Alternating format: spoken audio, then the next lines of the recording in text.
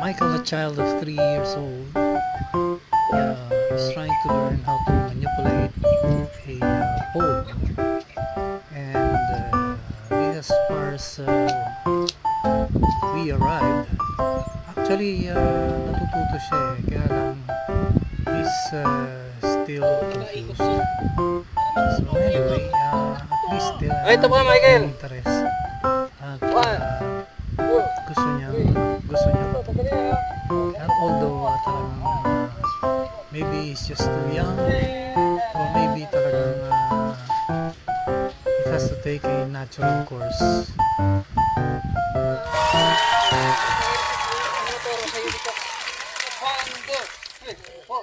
Ikot ganito, ganito.